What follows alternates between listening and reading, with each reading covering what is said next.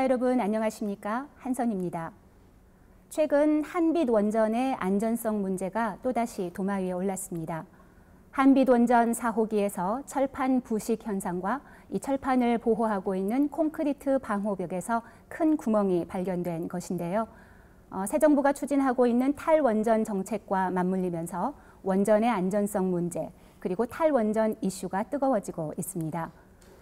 오늘 광주, 목포, 여수, MBC 3사가 공동으로 마련한 갑론을박에서는 원전의 안전성 문제를 짚어보고 탈원전 정책의 주요 쟁점 그리고 그 방향성과 대비책에 대해서 말씀 나눠보겠습니다. 먼저 오늘 함께 하실 분들을 소개하겠습니다. 김숭평 조선대학교 원자력공학과 명예교수 나오셨습니다. 네, 안녕하십니까. 어서 오십시오. 다음은 서균열 서울대학교 원자핵공학과 교수 자리했습니다. 네, 안녕하세요. 네. 이어서 김유창 동의대학교 인간시스템디자인공학과 교수 나오셨습니다. 안녕하십니까. 끝으로 주경채 한빛원전 범국민대책위원회 집행위원장 함께합니다. 반갑습니다. 오늘 귀한 시간 내주셔서 대단히 감사합니다. 토론에 앞서 한 가지 당부드리고 싶은 것은 원전이 대단히 중요한 이슈임에도 불구하고 자칫 너무 지나치고 전문적인 용어 때문에 시청자들의 알 권리를 제대로 충족시키지 못한다 이런 지적이 있습니다. 깊이는 유지하되 가급적 쉬운 말로 설명해 주시기를 부탁드리겠습니다. 그러면 본격적인 토론에 들어가기 전에 우선 국내의 원전 현황을 한번 짚어보겠습니다. 서균열 교수님, 국내에 몇 기의 원전이 어느 지역에 어떻게 분포되어 있는지 좀 설명해 주시죠. 일단 지금 돌아가고 있는 게 24기라고 보시면 되는데요. 가장 가까이 한빛 원전에 6기, 암기하기 쉬워요. 그 다음에 약간 이제 동쪽으로 가면은 부산, 해운대, 고리, 거기 6기. 조금 올라가면 월성 6기, 좀 더 올라가면 또 6기. 이렇게 지금 현재 24기가 있고, 물론 이제 곧 들어갈 거는 있지만요.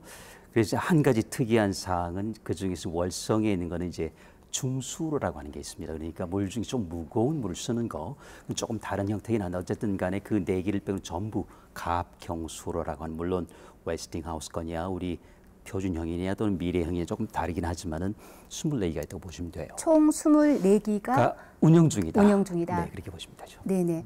말씀하신 것처럼 원전이 현재로서 대단히 중요한 그런 에너지임에 틀림없습니다. 그런데 안전성 논란이 끊이질 않고 있죠. 먼저 한빛원전 얘기부터 나눠볼까요? 최근에 한빛원전 4호기에서 철판이 녹슬고 또 이 철판을 보호하고 있는 콘크리트에 큰 구멍이 발견돼서 안전성 논란이 일었습니다. 김숭평 교수님, 어떤 상황인지 조금 더 자세히 설명해 주시겠습니까? 네, 이건 한빛원전의 문제가 아니고요. 우리나라 전체적인 원자력 발전소에서 관련된 사안이고입니다. 근데 이거는 영광에서 나와 있는 4호기 이야기인데 4호기 이전에 실질적으로 작년도 6월 달에 한빛 1, 2호기에 관련시켜가지고 이 CLP라고 해서 하나의 그 탄소광으로 만들어져 있는 경납 건물에 대한 라이너 플레이트입니다. 네. 이게 한빛 1호기에서 약 50군데, 한빛 2호기에서 약 137군데 정도 발견이 되어가지고 작년 12월 이전에 다 보수 끝나고 이제 가동이 들어갔습니다. 근데 이번에 이제 새로 이제 영광 3호기, 4호기, 5호기, 6호기 나머지 이제 그와 같은 발전소가 있는데 이 3호기나 그다음에 5호기는 양호한 상태이고 4호기가 6호기하고 같이 이렇게 조사하는 과정 속에서 4호기에서 이제 방금 사회자께서 말씀하신 이 철판과 그 밖에 있는 이 시멘트 콘크리트로 된 경납 건물에 이제 문제가 발생돼 가지고 이야기가 된 것인데 실질적으로 이 경납 건물이나 거의 맞대어 있는 이 철판에 있는 탄소광의 라이너 플레이트는 이 원자력 발전소가 이 중대한 사고, 일반적으로 원자력 하는 사람은 중대한 사고 이야기합니다만은 네, 대부분 일반인들은 많은 거대 사고가 되겠죠. 네. 거대 사고가 발생되면 이 방사선이 누출이 돼요. 근데 이 방사선 누출을 환경으로 나가는 것을 막아주기 위해서 120cm의 이 철분 콘크리트하고 그걸 우리는 원자력 발전소 가게 되면 돔 형식으로 보여가지고 그게 120cm입니다. 그 안쪽에 약 6mm의 이제 철판이 둘러싸여 있습니다. 자, 둘러싸여 있는데 이번에 4호기 문제는 이 시공 중에 네. 이 철근 콘크리트에 시멘트 다지기를 제대로 안 해가지고 네. 이제 거기에 공간이 발생했어요. 공간이 발생했는데 그 공간의 크기가 깊이가 한 18cm 정도, 그다음에 높이가 1에서 한 21cm 정도에서 약 120군데가 발생됐습니다. 네. 그로 인해서 이제 그 안쪽에 있는 철판이 이제 거기에 공간이 생기다 보니까 공간으로 인해서 철판이 부식이 됐어요. 이제 그런 상황인데 이게 이제 안정성하고 얼마만큼 관계가 있느냐 하는 사안은 방금 말씀드린 바와 같이 원래 그 필요성은 이와 같이 거대한 사고가 났었을 때 네. 이 방사선이 환경으로 누출되는 것을 방지하기 위해서 한 것이다. 그래서 이제 이런 사안이 외국의 선례도 있느냐? 외국도 물론 똑같은 비슷한 사안은 스웨덴에 있었고요. 그 외에 이제 미국에서도 이런 사안들이 이제 발생된 경우 있습니다. 발생되는데 실질적으로 이걸 어떻게 앞으로 이제 안정성을 판별해서 해야 할 것이냐 하는 것은 뭐 부식된 철판 부분을 뜯어내서 하는 경우도 있고 아니면 또 거기에 나와 있는 이 철근 콘크리트의 부분은 다시 공간에 채워서 집어넣어서 그렇게 하게 되는데 이제 전반적으로 왜냐하면 경납 건물에 대한 종합 누설 시험이라는 게 있어요. 이 시험을 거쳐가지고 그에 대한 안정성을 판별해가지고 이제 가동하게 되는데 이게 한 5, 6개월 걸립니다. 네. 그래서 실질적으로 이번에 그와 같은 영광의 사안은 그런 과정을 거치게 된다 하는 것을 말씀드리겠습니다. 서 교수님, 그 원자력 안전위원회에서 중간 점검 발표가 얼마 전에 있지 않았습니까? 있었죠. 예, 그거 예. 좀 소개해 주시죠. 네, 그게 내용이 바로 이제 중간 점검 내용이 이제 실질적으로 맨 처음에 이 공간이 어떻게 발생했느냐. 그 공간에 발생된 것은 시공 중에 시멘트 다지기를 안 해서 발생된 것이고 그 다음에 거기에 관련된 철판 부식이 배면 부식으로서 발생됐다 하는 거하고 앞으로 그에 대해서 보수를 해서 뭐냐면 최종적인 종합 경납 건물 종합 누설 시험해서 거쳐가지고 종합적으로 안전성을 평가해서 가동시키도록 하겠다 하는 것이 이제 안전위원회에 나와 있는 내용입니다. 네. 그런데 이 원전 문제는 우리 국민 전체는 말할 것도 없고 특히 인근 지역 주민들에게는 대단히 민감한 사안일 수밖에 없는데요.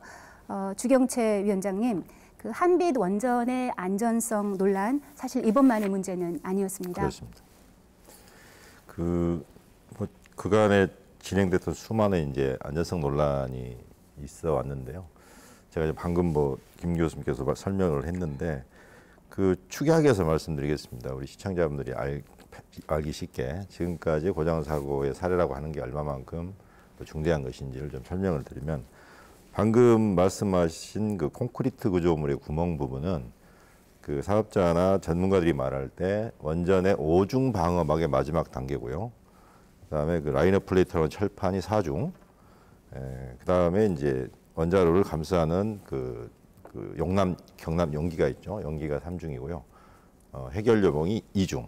그다음에 펠렛이라고 하는 채소 단위의 1중입니다. 그러니까 다중 방호 방식으로 방사능의 노출을 이제 막는 방식인데 제가 지금까지 고장 사고를 쭉 정리를 해보면 물론 한빛에서만 발생은 아닙니다만 펠렛 아까 말씀 1중에 펠렛의 피놀 현상이 발생해서 문제가 됐고요. 그다음에 2중인 그 해결요봉의 손상. 그다음에 그 3중인 그 원자로 경납용기 헤드간 통관이 균열이 됐죠. 그다음에 라이너 플레이트가 부식이 됐죠. 그다음에 이번에 사후기에서 발생한 이제 공국이라고도 표현하는데 구멍, 미채움 부분 이런 것들로 따지면 5중 방어막의 그 일정 정도의 허점이 모두 다 드러난 형태입니다. 그래서 저희들이 주민들이 이 문제를 심각하게 보고 있고 그 콘크리트 구조물의 문제는 어제 오늘에 이제 문제제기는 있어 왔습니다만 이제 이거를 발견하기 위해서 발견한 게 아니라 라이너 플레이트 철판을 이제 확인하는 과정에서 발견을 하게 된 것이고 그래서 이게 그 다중방호라고 하는 것의 허점이 모두 다 드러난 매우 중대한 문제가 아닌가 이렇게 보고 있습니다. 그 설명을 듣다 보니까 총 방사능 유출의 5단계의 보호막이 있는데 그 5단계에서 모두 다 조금씩 문제가 있는 거네요. 예, 물론 뭐 모조리 다 허점이 있다는 건 아니고요. 지금까지 고장 사례들을 쭉 정리해 보면 그 가장 중요한 부분마다 모두 다 어떤 문제들이 한 번씩 발생했고, 물론 그걸 보완을 해 나가고 하는 것도 있을 수 있겠습니다만, 그것을 개선하고 보완하는 것 또한 완전한 기술로서 지금 이것이 커버되고 있지 못한 상태죠. 뭐 그거는 네. 전문가들도 인정하는 부분이니까요. 네. 좀 전에 우리 서 교수님께서 국내 원전의 분포도 설명을 하시면서 국내 원전이 경상도 쪽에 주로 분포돼 있다 이런 얘기 해주셨는데요. 아무래도 경상도 쪽에 원전이 많이 집중돼 있다 보니까 그 어느 지역보다도 원전 문제에 관심이 많을 것 같습니다. 김유창 교수님, 부산과 경남 지역을 중심으로 원전 문제에 관심을 많이 가져오신 거로 알고 있는데요.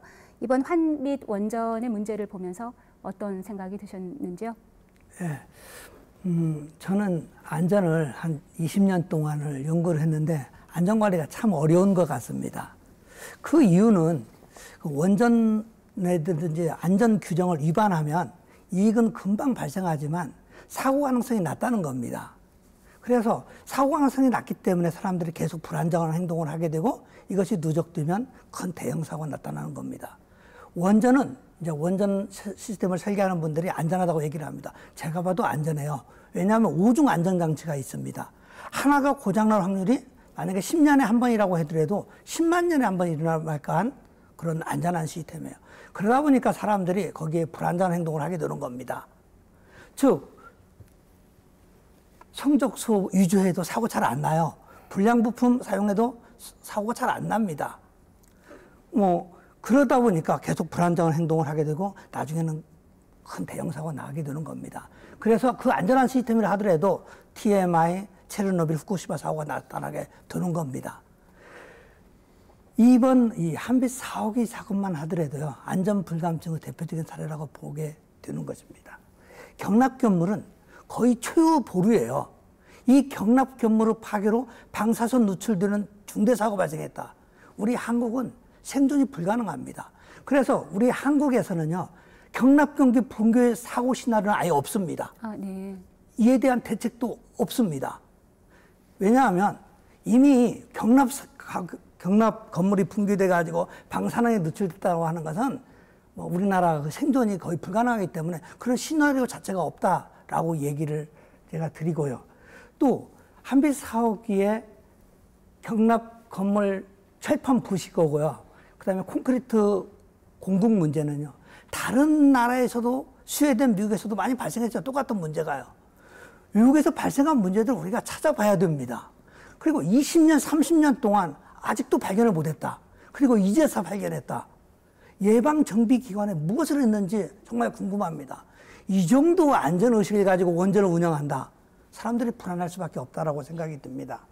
부산에서도요, 이와 유사한 문제가 279개 정도 구대에서 부식이 발생을 했습니다. 네. 그때 고리원전 본부장께서 나와서 하는 말이 조금 문제가 있어도 방사선이 누출이 안 됐기 때문에 큰 문제가 없다라고 얘기를 합니다. 이러한 중요한 경납 건물 문제를 그냥 방사선이 누출 안 됐다고 괜찮다라고 하는 이 사고 자체가 저는 가장 큰 문제라고 생각이 듭니다. 그래서 오늘 이러한 문제들 얘기를 하면은 좋을 걸로 생각이 듭니다. 네. 서 교수님. 네. 안전성 지적해 주셨는데요. 김 교수님께서 한빛 원전의 어떤 심각성 어느 정도로 파악하고 계신지 좀 얘기해 주시겠습니까? 그러니까 이게 예를 서울에서 책상에 앉아가지고 보는 거하고요. 한빛 원전에서 발로 걸어 다니는 온도사의 체감이 다르다. 여기 문제가 있어요. 우리 김 교수님 말씀하셨지만은 이제 제가 약간 사족을 단다면은 경납 건물이 제 이름 좀 균열이 가가지고 이런 경우에 없다고 하신 건 아니고 있습니다. 단지 확률이 낮기 때문에 그걸 이제 우리 영어를 빌리면 안전성 분석의 마지막 3단계 그게 균열돼 가지고 방사선이 나왔을 때 어디까지 퍼질 건지. 근데 그 다음에 대책이 없는 거 맞아요. 판도라가 물론 잘못된 영화지만 하나가 맞는 게 있습니다.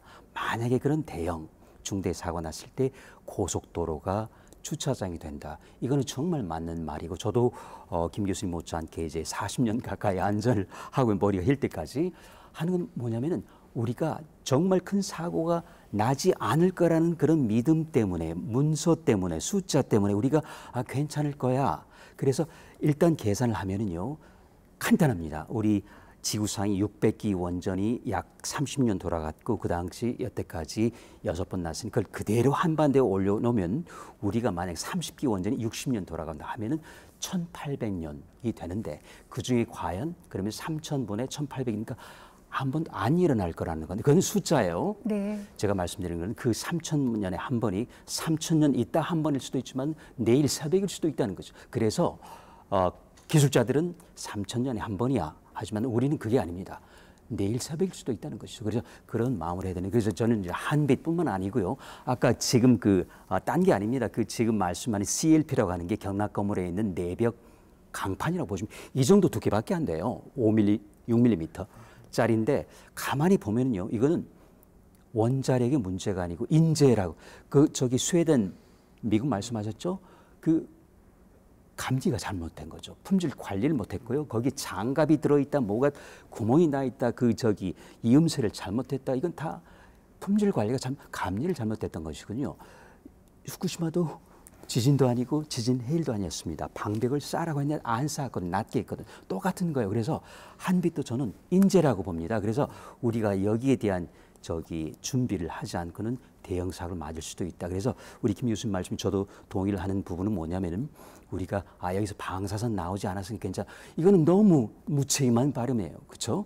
이게 나왔을지 안 나왔을지 모르지 않습니까? 그렇죠? 그래서 우리가 나오지 않았지만 그렇지만 우리가 이렇게 잘못한 거에 대해서는 맞고 가겠다 이렇게 되는데 항상 똑같아요. 나오지 않았다. 괜찮다. 그러니 국민께서는 주민께서는 저를 포함해가지고 불안할 수밖에 없죠. 그래서 이건 정말 소통 문제 이전에 정말 안전 불감증이라고 볼 수밖에 없어요. 네, 다음은 탈원전 정책 조금 점검을 해볼까요? 한빛 원전의 안전성 문제가 이렇게 제기되고 있는 가운데 문재인 정부는 탈원전 정책을 표방하고 나섰죠. 그래서 이와 맞물려서 신고리 원전 5, 6호기 건설 중단 여부를 결정하는 공론화위원회도 지금 활동 중에 있습니다. 그런데 공론화위원회의 역할, 그 범위, 그리고 또 구성 과정에서 아주 논란이 뜨겁습니다. 먼저 김유창 교수님, 그쪽 지역에 계시니까 또 신고리 원전 5, 6호기에 대한 체감은 다르실 것 같은데요. 반대 입장 갖고 계신 거로 알고 있습니다. 좀 소개해 주시죠. 신고리 5, 6호기가 최근에 가장 뜨거운 이슈가 되는 것 같습니다. 문재인 대통령이 이제 탈원전 공약으로 당선되었고요. 그 공약에는 점진적 탈원전과 신고리 5, 6호기 백지화가 포함이 되어 있습니다.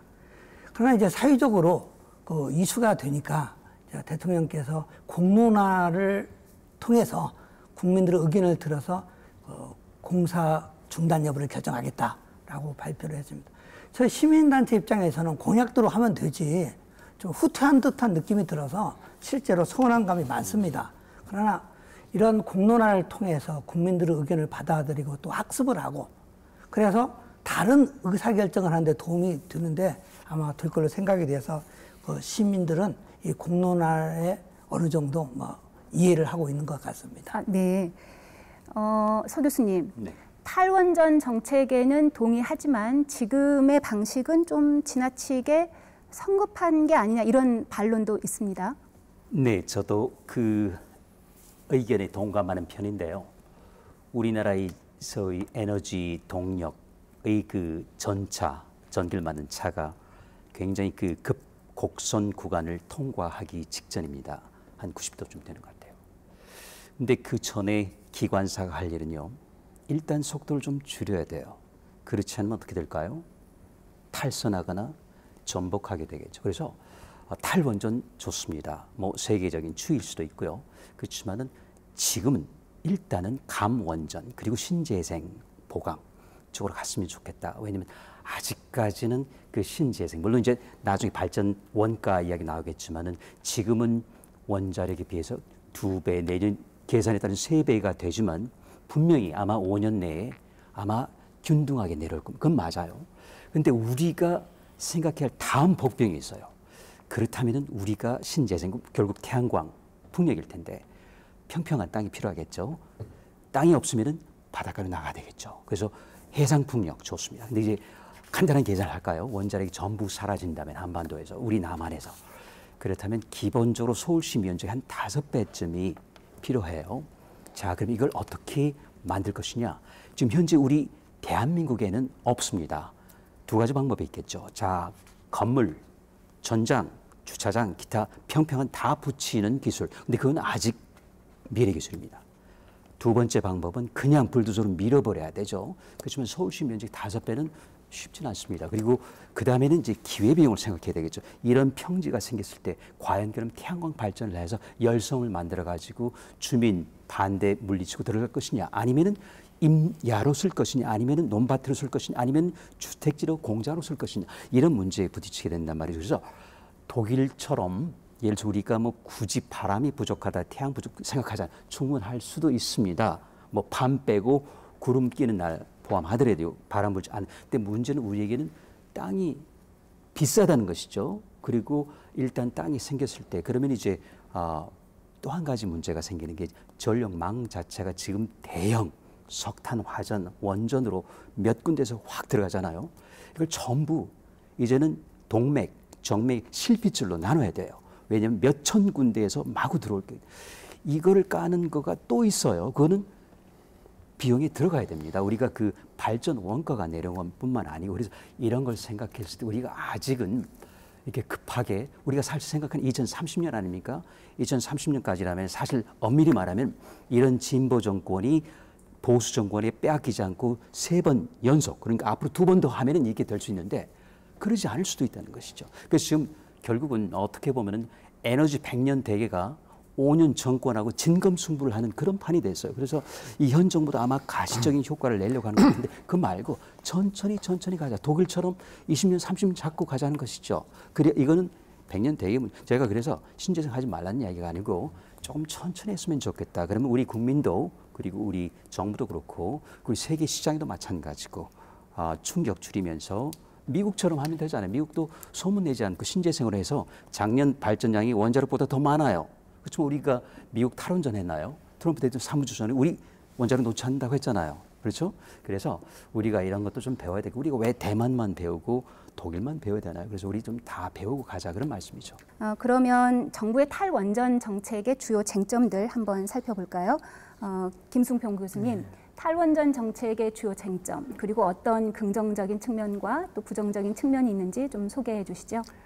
예, 그동안에 이제 정부 차심하에서 이제 산자부뿐만 아니라 요사이 새로 이제 그 임명된 산자부 장관이 있고요. 근데 정부의 그 탈원전 정책에서 기본적으로 맨 처음에 나타내는 몇 가지 사안들 중에서 이제 문제점과 사실 긍정적인 부분은 없지 않아 있겠습니다만은, 첫째 그 탈원전 이후의 전력 수급 정책, 전력 수급 계획에 대해서 실제 이 전력 수급 계획은 매 2년마다 이렇게 다시 그 상정해서 다시 검토하고 또 상정하고 그렇거든요. 그래서 2년 전에 사실상 7차 장기 전력 수급 계획을 이야기했고요. 올해 이제 2년이 지난 8차 전력 수급 계획이 되고요. 또 국가에서는 또 에너지에 대한 에너지 또 기본 계획이 있습니다. 이 에너지 기본 계획은 또 내년도에 그게 또 해야 할 것입니다. 근데 이 7차 전력 수급 계획에서 보면은 2030년까지 최대 전력 수요가 약 113기가와트였다 하고 이야기하는데, 이번에 8차 전력 수급 계획에 워킹 그룹에서 나와 있는 게 2030년까지 한 102기가와트다. 그러니까 약 종전 대비해서 약 11.3기가와트인데, 이게 가동 중단된 원전을 2030년까지 본다면 약 11기가 되거든요. 그러면 그 발전량이 약 9.2기가와트. 그래서 실제 전력 수급 계획이 꼭 뭐냐면 탈원전을 위한 어떤 짜맞추기식의 형태로 보이지 않느냐. 그래서 이 전력 수요를 지나치게 감소시키는 것이 이 검증이 필요하다. 그런데 전력 수요를 어디다 감소시켰냐면은 현재 우리나라의 국가의 총 예산 GDP가 생산률을 과거에 7차 전력 수급 계획에서는 3.4%로 잡았던 것이 8차에서는 그것을 과도하게 선정했기 때문에 2.5% 낮아진 것으로 앞으로 이제 전망을 하겠다. 그러면 앞으로 우리나라의 경제는 사실상 발전된 게 아니라 사실 과거보다 더 퇴보돼야 할 사안, 그러니까 국민총 생산을 아예 낮추어서 잡아야만이 된다는 그런 형태가 되기 때문에 이게 이제 문제가 있다는 것이고요. 또 하나는 보면은 정부에서 지금 현재 산자부에서 나온 이야기가 2079년까지 탈원전하겠다. 이렇게 이제 탈원전한 그 속도가 보면은 우리나라 마지막 원자력 발전소가 이게 가동을 중단한 게 2079년입니다. 2079년 앞으로 60년 정도 남아 있거든요. 현재 국가의 대통령의 임기가 5년이라 계산한다면은 앞으로 60년이면 12명의 대통령이 바뀌게 될 겁니다. 근데 이렇게 급하게 정책을 세워야 하겠느냐 하는 겁니다. 여기 뭐냐면 이 차기 정부의 선택권에 대한 박탈 내지는 그에 따른 에너지 정책의 혼란을 가중시키지 않느냐. 그래서 탄연 로드맵을 앞으로에 나와 있는 60년까지를 현 정부에서 5년 내에 꼭 잡아야 할 문제가 있느냐 하는 상황이고요. 그 다음에 이 석탄과 원자력은 이 기저발전시설입니다. 기저발전시설인데 이 기저발전시설은 계획 수립부터 시작해서 완공까지가 약 10여 년이 걸립니다. 그런데 이 탈화, 다시 말해 탈석탄과 탈원자력은 결국은 기저발전시설을 완전히 무너뜨리겠다는 상황이 되게 되고 그런 상황에 대해서 만약에 앞으로 전력이 부족하게 되면은 이 기저발전시설은 이제 방금 말씀드린 바 약 10여 년이 필요하기 때문에 순발력 있게 전력이 부족했을 때 순발력 있게 대응하기가 아주 불가능합니다. 이제 이런 상황이 사실상의 이제 부정적인 상황이고 이제 긍정적인 상황을 본다면은 물론 이 기간 동안에 사실상의 현재 굉장히 쉽게 LNG 발전소를 짓고 아니면은 뭐 태양광 풍력에서 신재생하겠다. 그런데 사실 태양광과 그 풍력의 신재생은 우리나라 현재 재생에너지 관련시켜서 전체 전력 비율이 약 5% 차지합니다. 그런데 태양광과 풍력은 1.5%밖에 안 돼요. 이걸 갑자기 얼마만큼 빠른 속도로 끌어올릴 수 있느냐 이런 정책에 대해서 국가에서 보여줘야 합니다. 왜냐하면 현재 태양광 같은 경우에서 실질적으로 실리콘에 대한 태양 전지가 갖고 있는 효율은 어떻다 하는 데이터가 나와 있습니다. 이제 방금 우리 또 서 교수님 말씀하셨습니다만은 태양광을 하게 되면은 그것도 가장 좋은 위치에 태양이 하루 종일 쪽에 있을 수 있는 아주 좋은 위치에 자연 환경을 갖다가 그걸 태양광으로 바꿔야 합니다. 그러면 실질적으로 우리나라와 같이 국토가 좁고 인구가 많이 사는 곳에서 이같이 자연 환경을 훼손시키면서 그걸 전체로 태양광으로 바꿔야 하느냐 하는 상황하고요. 또 LNG 발전소를 아주 쉽게 이야기합니다. 네. 근데 이 LNG 발전소 경우에서는 실질적으로 2011년에 후쿠시마 사고가 나면서 일본이 직접적으로 경험을 했습니다. 네. 우리나라하고 일본은 완전히 LNG는 100% 수입한 나라입니다. 그래서 실제 국제 원유 시장의 가격 변동이 생기게 되면은 그에 따라서 발전 비용에 대한 변동성이 커지게 됩니다.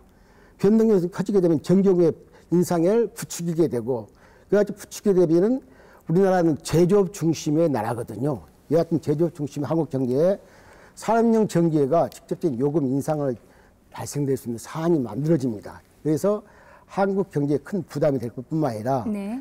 실제 LNG 발전소에 대해서 좀 쉽게 모든 분들이 말씀하시는데 LNG 발전소 경우에서 가장 중요한 가스터빈이 있거든요. 네. 이 가스터빈에 대한 원천 기술은 우리나라에 없습니다. 네. 일본의 미쓰비시나 히타치 정도에서 갖고 있지 이 원천 기술도 사실 개발해야 하고요. 또 연료비 문제가 뭐냐면 약 82%가 LNG를 차지하고 있거든요. 네. 이런 점을 좀 감안해서 전반적인 상황을 좀 보아야 할 것이다. 네. 말씀드립니다. 혹시 김유장 교수님이나 저기 위원장님께서 반론 제기하실 게 있을 것 같습니다. 네네.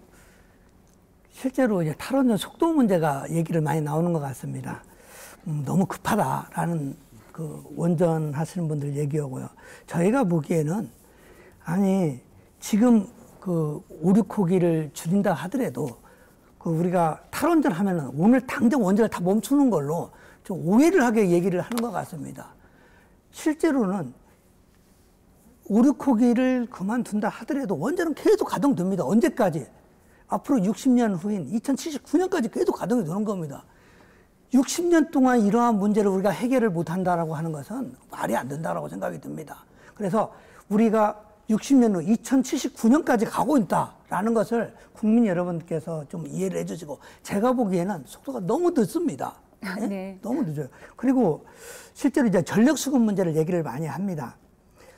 우리가 너무 아까 얘기한 것처럼 작아요, 재생에너지가. 그러면 일단은 선진국만큼은 가야 됩니다. 20%. 20% 가는 것도 그냥 간다는 게 아니라 2030년까지 간다는 겁니다. OECD 국가 중에서 20%안 듣는 나라가 있습니까? 없습니다. 일단 선진국만큼 가고 그 다음에 전력 수급 조절을 할 필요가 있다라고 생각이 됩니다. 그러니까 우리는 원전을 많이 쓰기 때문에 항상 전력 수요를 과도하게 예측하는 경향이 있습니다. 그래서 이번에 조사를 해봤더니 원전 11기를 안 지어도 될 만큼 너무 과도하게 예측됐다고 나오는 겁니다. 이거 짜집기가 아니라 옛날에 그렇게 과도하게 예측한 측면이 있고요. 또 하나, 오늘 어제 제가 한 손에 들어가 봤어요. 네. 24개 중에서 8개가 지금 놀고 있어요. 가동 중지도 있습니다. 지금 전기가 가장 많이 필요할 때예요. 그래도 큰 문제가 없습니다. 신고리 5, 6호기 2개 없다 해서 우리나라의 전력 수요가 엄청나게 문제가 있다라고 하는 것은 문제가 있고요. 물론 20% 다음에 또 좀 어느 정도 조정할 필요가 있습니다. 그때 10년, 12년 동안 우리가 조절을 하면서 문제점을 찾아내도 충분하다고 듭니다. 이것이 무슨 속도가 너무 빠르다 이런 주장은 제가 보기에 좀 무리가 있다라고 생각이 듭니다. 네. 이렇게 한번 추 위원장 좀 덧붙일 말씀 있으신가요? 일본의 네네. 그 사례 있지 않습니까? 전원전을 중단하고 주로 이제 LNG 석탄 화전을 수입해서 상당히 오랜 기간 동안 일본 경제를 유지를 했습니다. 지금 뭐 무역 적자 얘기하고 하지만 그건 최근에 발생한 일이고 후쿠시마 이후에 어찌됐건 그 LNG는 일본 경제를 지탱하는 또는 화석 연료이긴 하지만 전원전을 중단했습니다. 단 한 개도 가동하지 않았죠. 이런 상황에서 우리보다도 훨씬 더 큰 규모의 일본 경제가 이끌어져 온 거죠. 이런 사실들을 모두 무시하고 최근에 발생한 여러 가지 경제적, 국가적 부담, 일본의 부담을 부각해서 LNG가 마치 그 현재 원자 탈핵의 과정에서 대체제로서 얘기되고 있는데 마치 엄청난 고비용 구조를 갖고 있는 발전 방식인 것처럼 이렇게 호도를 하는 것이죠. 그래서 저는 이런 그 비합리적인 논쟁보다는 정말 그 국내외적 사례들이 충분하지 않습니까? 그리고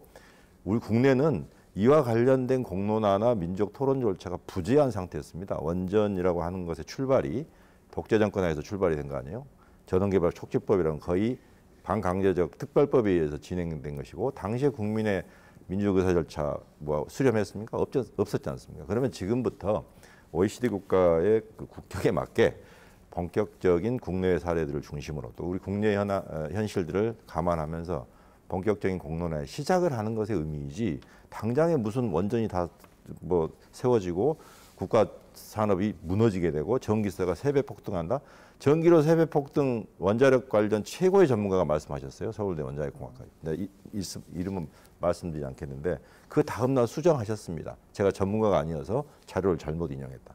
이런 괴담 수준의 얘기를 최고의 그 원자력 전문가 분께서 그렇게 이름이 있으신 저도 아시는 분인데 이런 논리들을 펴시고 조중동과 같은 보수 언론들이 바로 받아서 적고 이렇게 하면서 국민들의 어떤 합리적 건강한 토론 문화를 좀 잠식시키는 이런 것은 좀 저희가 지양을 해야 된다 생각이 듭니다. 그 주 위원장님의 말씀이 자연스럽게 그 탈원전 정책을 추진하는 데 있어 지금 이 시기에 우리가 어떤 논의들을 해야 할지 또 무엇이 중요한 것인지로 옮아가는 것 같습니다. 서 교수님 좀 네. 덧붙일 말씀 있으신가요? 아, 지금 네, 이 시점에 가장 필요한 논의. 그래서 지금 이제 신고리 5, 6호기가 말씀하신 도마 위에 올라 있습니다. 이게 왜 중요하냐고 하면은 이거는 단순한 신고리 5, 6호기가 아니고요.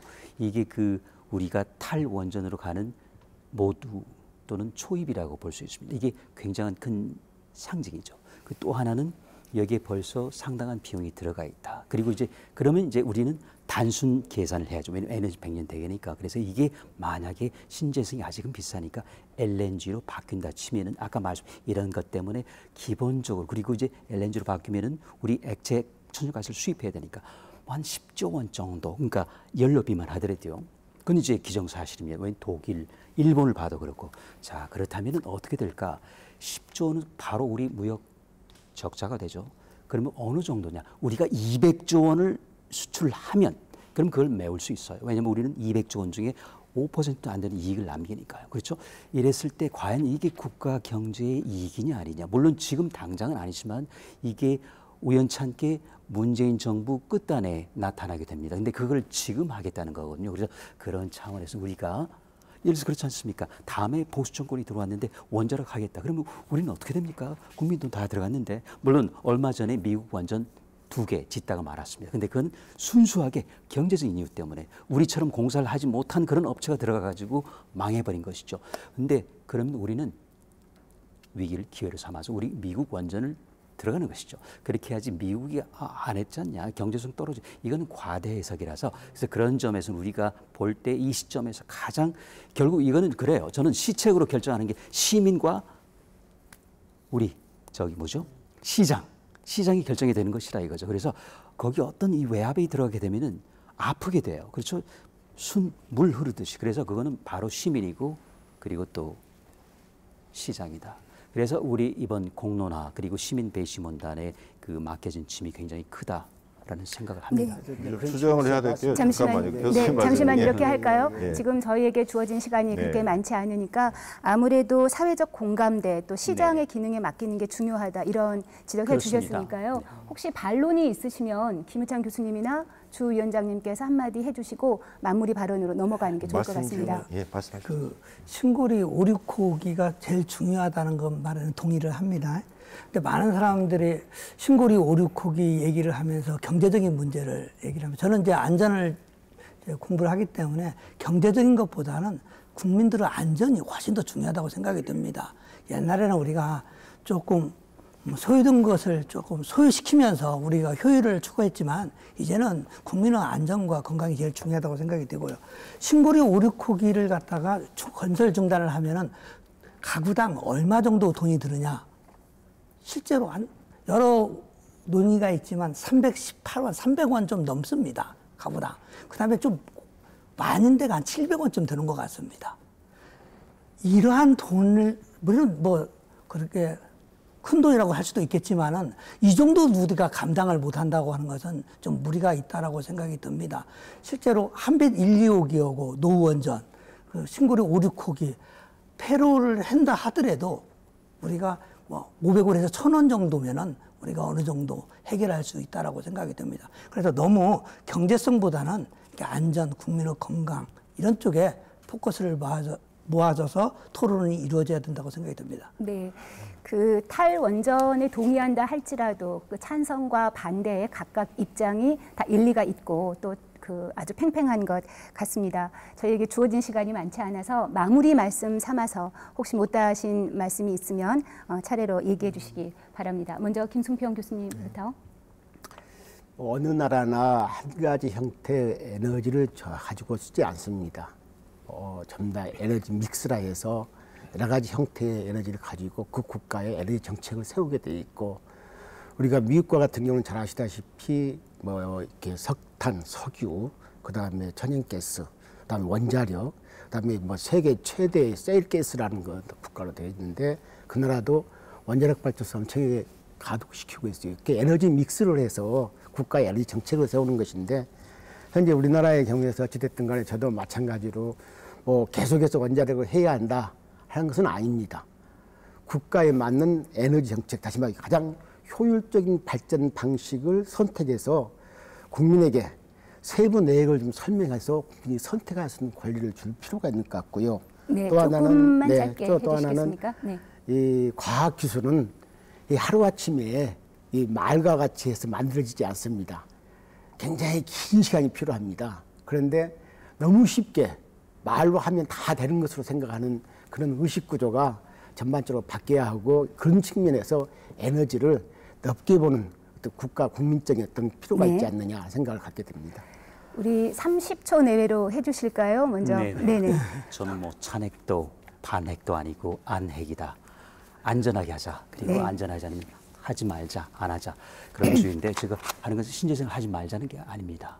단지 LNG는 원전 못지않게 위험하다. 거기는 탄소는 조금 적게 나와야 석탄보다 그렇지만은 메탄이라는 게 나와. 이거는 어마어마한 지구온난화 같습니다. 자, 그래서 우리나라 원자력 발전하면서 사람 죽지 않았죠. 그렇지만은 메탄은 바로 우리 지구를 죽일 수 있다는 말이죠. 그래서 안전 때문에라도 일단 우리 원자력은 끌고 가자.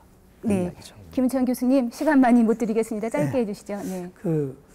전 인구 150만 사는 광주하고 한빛 원전하고는 약 40km 정도 막 떨어져 있는 것 같습니다. 저희 고리 원전의 30km 이내에는 약 380만 명이 살고 있습니다. 이 380만 명이 살고 있는데 원전을 서울 수도권에 하나만 지어도 아마 큰 사회적 문제가 될 텐데 하나도 아니고 2개도 아니고 3개도 아니고 10개를 짓는다는 겁니다. 이러한 위험한 행동을 계속 우리가 하게 할 수는 없다라고 생각이 듭니다.